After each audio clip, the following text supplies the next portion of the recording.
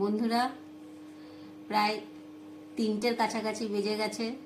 অনেকের খাওয়াই হয়ে গেছে, আর যাদের খাওয়া হয়নি তারা চটপট খেয়ে নাও।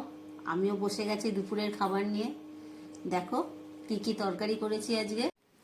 দেখো, এখানে আছে মাছ ভাজা, আর এখানে আছে আলু, বেগুন, সিম, বড়ি, মূলো, কুমড়ো, সব কিছুই অল্প অল্প সবজি দিয়ে, পালং শাক, মোরলা মাছ, বেগুন দিয়ে আর পেঁয়াজ দিয়ে, কাঁচা লঙ্কা চিড়ে, কালো জিরে ফোড়ন দিয়ে ভাজা ভাজা করেছি।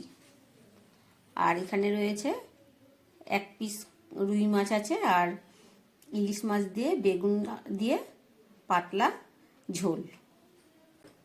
তো বন্ধুরা, আমি এবার খেয়ে নিই। তোমাদের যাদের যাদের খাওয়া এখনো হয়নি তোমরাও খেয়ে নাও। দেখা হচ্ছে পরের ভিডিওতে।